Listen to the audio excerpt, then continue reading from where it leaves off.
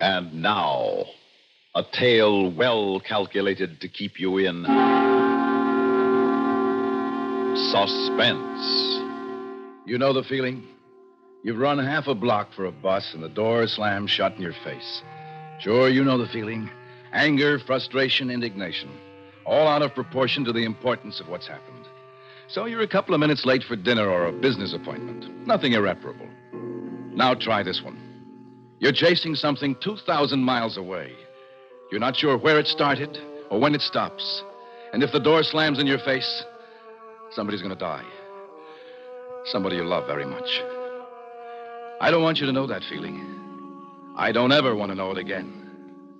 Listen now to Act One of Seeds of Disaster, starring Bernard Grant, and written especially for Suspense by David Hill. Pam, listen, can't I talk you into staying the extra week? Oh, I don't think it's a good idea, Les. This way I'll have time to get the house ready. You know, aired out and cleaned up a little. You could have your mother open up the house for us, couldn't you? Well, I'd have to send her the key, and then, well, what about Penny? She'll be ready to come home from camp this weekend. You know, we've been here in Puerto Rico over 2 months now. Yes, you're right. It's just that it's been, well, so much fun having you along on one of these trips. I just hate to see it end. It's been more like a vacation than business. But vacation's over. Yeah? Now, come on and help me finish packing. Help you finish? Are you kidding? You've already used up all the luggage. But I have to make room for all the souvenirs. Oh. I never saw a trunk you couldn't stuff a little fuller. Now, come on. I need your muscles. Help me close it. All right. Well, hey, look who's back. Well, hi there, kitty cat. Oh, I wish I could take you back with me. Look at her, Les. Almost thinks she knows I'm leaving. I guess she senses she's losing her number one meal ticket. I've got a suspicion you leave the door ajar just to let her into the room. Well, you'd better promise me to see that she gets her milk while you're still here anyway. Oh! Darn, I did it. I told you this trunk was too full. I've spilled that whole box full of junk. Hey, come back here with that, you. Oh, Les, catch her. Oh, She's me? got a bracelet in her mouth. All right. Come here. She's Come here, eating you. it. Give me that. Come on. Will you try? Hey. Look, that might look like lunch, but my wife claims it's jewelry. Don't let her out the door. Don't let her. She's younger than I am. Hey. Oh, never mind. You'll catch her in the hall. So I'm one present short. Well, I tried. What was that thing I did the 10-yard dash for? A bean bracelet, was it? Well, I'm not sure exactly. The local artisans make them out of seeds or beans or nuts or something. Whatever they are, they make up into very pretty jewelry. You bought enough of it. There's still a box full here. Well, you know how it is. Everybody's going to want some. There's a set for Penny and the kids next door, and... Oh, darn it, though. Now a set's broken up. We can pick one up on the way to the plane. No, I've been trying all week to get another set or two. I guess the bean season's over or something. So what? It's not a matter of life or death. Funny how the words you toss off in complete innocence can bounce back and churn up in the pit of your stomach. 24 hours after my wife left for home, that life or death line crashed back into my head and tied my insides into a fluttering knot. Oh, I'm sorry, senorita. I didn't know you were cleaning the room. I'll come back in a few minutes when you're finished. No, senor. It is done. I was about to leave. Did the senora have a safe trip? Matter of fact, I just picked up a wire from her at the desk. She said the flight was great. Bueno, I'm glad. Thank you.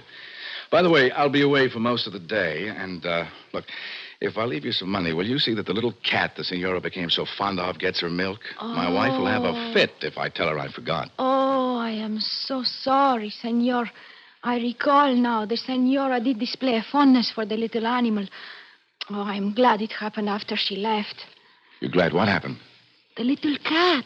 She's muerte. Dead. What? I found her in the hallway only this morning. But how did that happen? Oh, one cannot tell for sure, senor. There were no marks. Perhaps she found something to eat that was poison. All right. What do you think in a case like that? What do you do? I'll tell you. You think the worst. You remember a little gray cat with a bracelet of pretty seeds in her mouth. Then you think of your kid a couple of thousand miles away, all flushed and excited over a present of those same pretty beads. And in the same thought, you remember how she puts things in her mouth, too. Pencil erasers, dolls, little rings, and bracelets. You rationalize a little then. You tell yourself you're jumping to conclusions. 1,000 other things might have killed that cat. But you remember about telephones, too. You don't have to take chances. You call.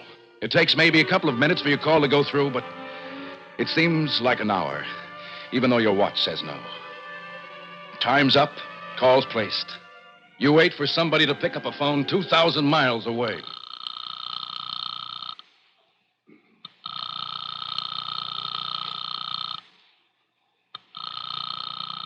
I am sorry, senor, but your party does not answer. Would you wish me to try again later? No. Keep it ringing. If you wish, senor. I sat there for a full 5 minutes listening to the ring of a phone I knew wasn't going to be picked up. But you die hard in a case like that. You keep hoping against hope that you're going to hear one of those rings cut off by the click and hello that will take the bulldozer weight off your chest. But 5 minutes are enough. The ringing starts to wear on your nerves like the ancient Chinese water torture. Pam wasn't home. Chances were she'd already left to bring our daughter Penny home from camp. And chances were, too, she'd taken the native jewelry with her. I knew Penny and I knew my wife Pam. If it was new and you could wear it, you didn't waste any time before trying it on. Maybe those seeds had killed a cat, maybe they hadn't. But you don't take chances like that. I tried a few more calls. No good. I had to reach Pam before she reached Penny. I figured the local police might have better ways of doing it than I. So, Senor Mills, let us be certain there is cause for alarm. And these seeds, you would know them again? Yes, I'm sure I would. And here. They resemble those, perhaps. Yes, exactly like those. Then, Senor, you are correct. We must take every means to ensure they do not reach the hands of children. Lopez! Si, Lieutenant Garcia. Un momento. Now, quickly, Senor Mills, you will please give Sergeant Lopez such information as will be needed by your state police. No, I can't. You can't. You understand what we are attempting Yes, to do, Senor? of course I do. You want to alert the police of my state and have them stop my wife's car. See, surely you can provide us with a license number, description, probable route. Lieutenant Garcia, my wife doesn't drive. Then how would she reach this camp for children? By bus, I guess. That's how my daughter got there. Bueno. It's more simple. The bus is easily sighted by highway police. What bus would she have taken? Don't you understand? I don't know. I don't have any idea what time she left. I don't even know the name of the camp. Don't you think I would have called the camp if I knew? Senor Mills, how can we help you if you give us nothing to work with? I don't know. How do you find thieves and killers? Do they leave descriptions of their cars and where they're going? The Senor Mills, he makes a good point, Lieutenant Garcia. Perhaps, but it is also a fact that it often requires more time to catch a desperado than is now allowed us, Lopez. Please, Senor Mills, we understand you are upset, but try to think clearly. We ask only for a clue. See, were you not in contact with a child for the 2 months you have been here? Yes, of course. Pam's, my wife's mother, visited Penny every other weekend, and she wrote us regularly. Did she ever mention the name of the camp? She might have. I don't remember. My wife made all the arrangements for the camp, then she joined me here. The mother-in-law, did you call her? Yes, right after I tried to get my wife. There wasn't any answer there either. She probably rode up with my wife. Neighbors, would they know? I tried them. All they know is that Penny's been away at camp. They couldn't even tell me the name. Had the Senora Mills given any of this native jewelry to them as yet? That's one of the reasons I called everybody. She hadn't. Why do you people allow poison to be sold on your streets Senor anyway? Mills, be reasonable. We did not know. The seeds come from a variety of native plants, and as soon as we learned of the danger, all such articles were confiscated. Senor, once more I ask you, is there nothing you can tell us, however remote, that may help to locate your wife and child quickly? Nothing. Tell me the truth now. Can those seeds kill a child? Answer me. Can they kill a child? Yes, senor. They can.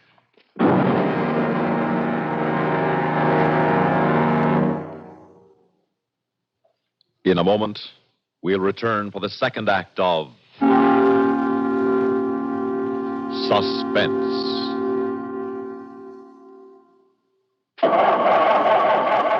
For cars left out at night or in unheated garages, Don't ask for trouble. Ask for DuPont Xerox antifreeze. Wintertime is trouble time for many of us who leave our cars out at night or in unheated garages. So don't ask for trouble. Ask for DuPont Xerox antifreeze. Xerox outlasts winter. It protects your car against sudden drops in temperature all winter long. It won't boil away, even during a warm spell. And Xerox has an exclusive rust inhibitor, MR8, that protects all engine metals, including aluminum, against rust and corrosion. So, for safe, dependable protection, do as millions of motorists have done for over 20 years. Ask for Xerox antifreeze. It's made by DuPont. Remember, For cars left out at night or in unheated garages. Don't ask for trouble. Ask for DuPont Xerox antifreeze.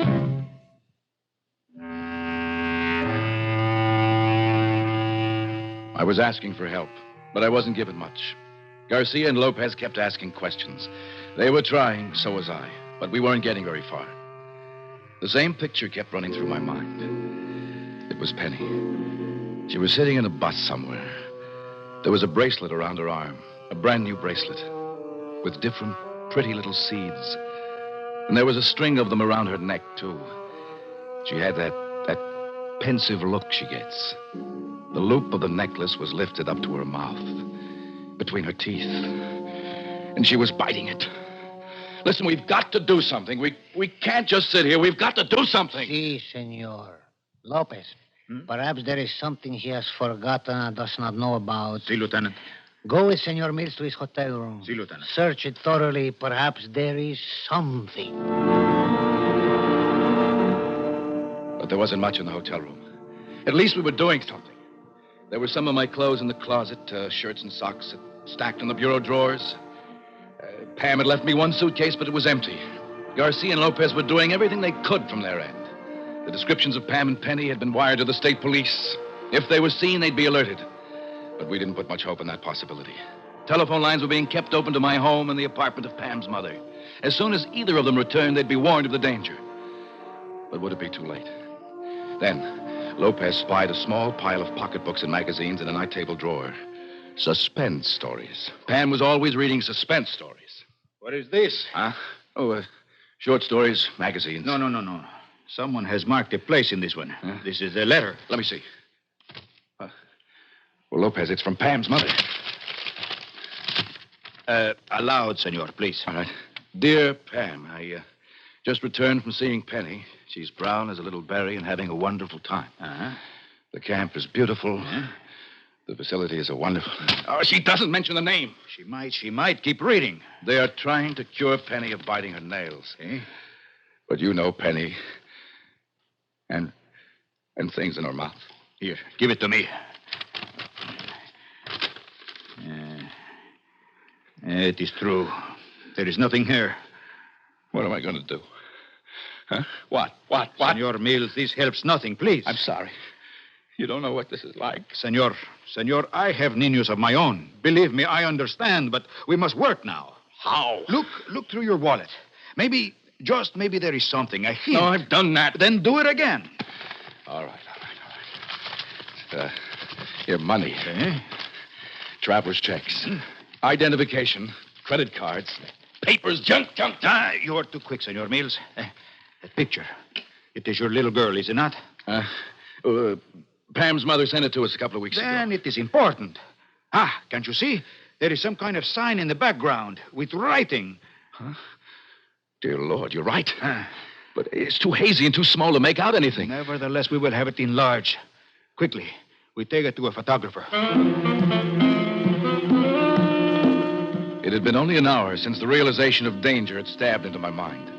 We had been racing against an incalculable margin of safety. For all I knew, my wife had only now reached the bus that would take her to Penny's camp. Then again, she might be well on her way, even there, possibly on her way back. Yet I was certain there couldn't be too much time left. I thanked heavens for Lopez. He was coming up with angles I'd never thought of. The photographer looked at the snapshot, and he shook his head. I will try, but I do not know. Why?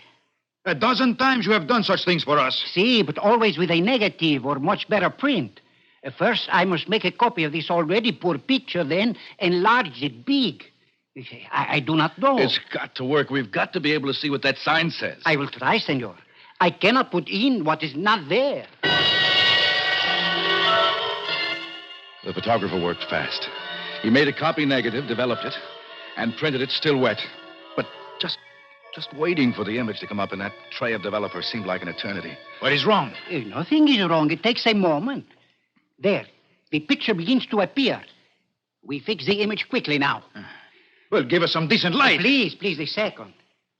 The image must be at least partially fixed. Here, I give you light. Oh, Lopez.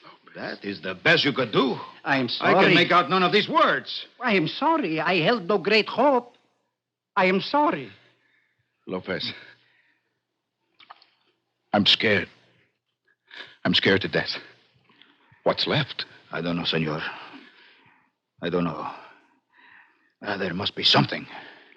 Let me get to a phone. Let me call again. Don't be foolish, Senor Mills. Lieutenant Garcia's had a man on the telephone every second. He would immediately notify us if someone returned. The time. Look at the time. I'm not going to want to hear the news, Lopez. It's been too long. You do not know that. Senor Mills, quickly. The senora would have paid the fee of this child's camp by means of a check, eh? Huh? Why? Yes, of course she would. You're right. It's in the hotel room. Come on. 5 minutes. That's all it took us to get back to the hotel. But there was plenty of time to wonder. I had asked Pam to leave me our checkbook, sure, but the payment to Penny's camp had been made out more than 2 months before. Was it still the same pad of checks? Had Pam made the stub out completely? She didn't always. And if I found the right stub, what would it say? Payment for Penny's camp. Huh? Another blind alley. I don't think I breathed from the instant the check stubs began flipping through my fingers. And then... Point of Woods camp. That's it. Lopez, it's here. The phone. Quick. In short minutes, Lopez had pinned down the necessary information for reaching the camp. In seconds, a line was through. Why they don't answer? Please. Oh, please. I got something. Hello. Yeah? Point of Woods camp? Yeah?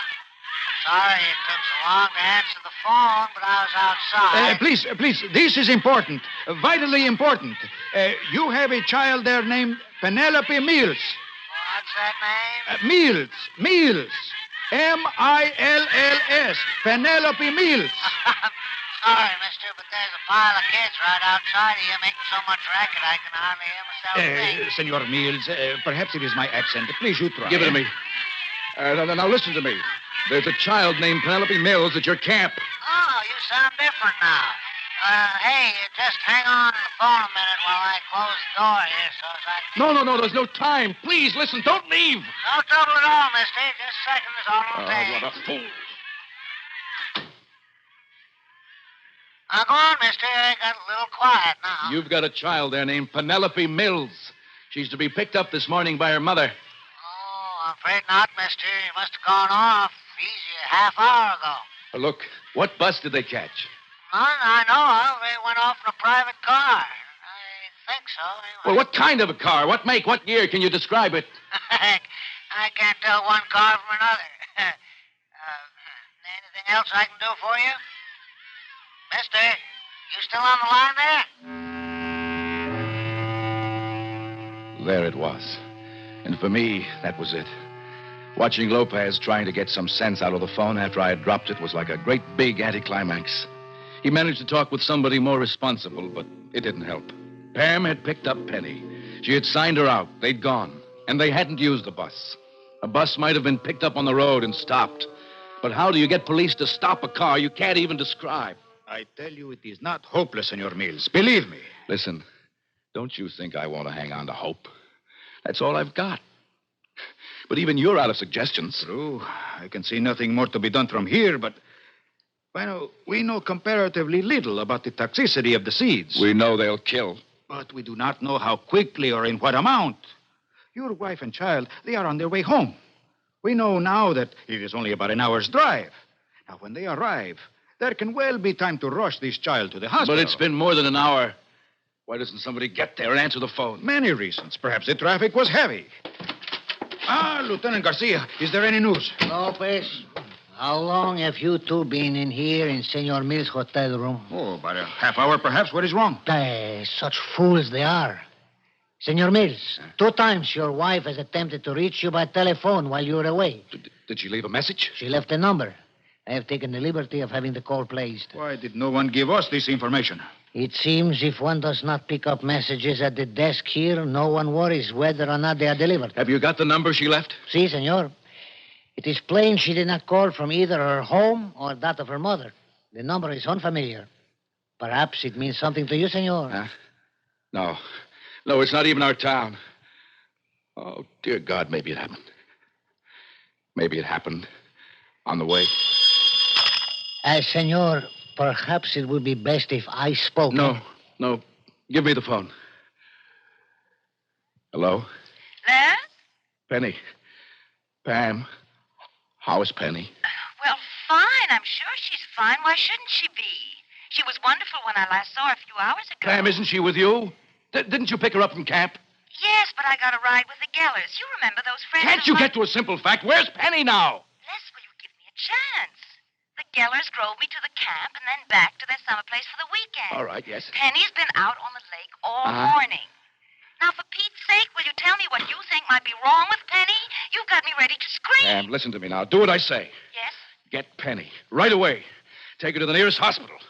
And be sure to take those native seed things with you for them to analyze. Les, those seeds are packed in the trunk. What did you say? Well, if for some reason it's those seeds you're worried about, they're locked in the trunk.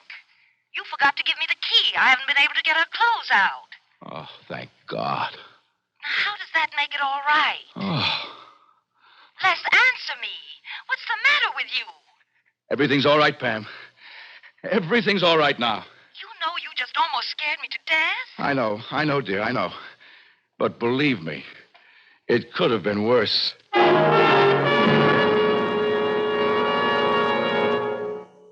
Suspense. You've been listening to Seeds of Disaster, starring Bernard Grant, and written especially for Suspense by David Hill. In a moment, a word about next week's story of Suspense. What does a certain comedian think started him on the road to success? How does a front-page Washington newsmaker regard his early days in the political arena? What do some of the nation's best-known personalities feel about those who shaped their careers? On the CBS Radio Network weekday feature, Personal Story, you hear the answers in the words of the people themselves. Personal Story, hear it each Monday through Friday at this address.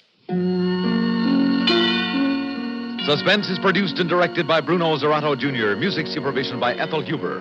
Heard in tonight's story were Connie Lemke as Pam, Ralph Camargo as Lopez, Bob Dryden as Garcia, Deli Sonnenberg as the maid, Guy Repp as the photographer, and Barbara Cassar as the operator. Listen again next week when we return with Witness to Murder, written by Francis Rickett, another tale well calculated to keep you in suspense. World action or neighborhood, expanded CBS News covers them all on the CBS Radio Network.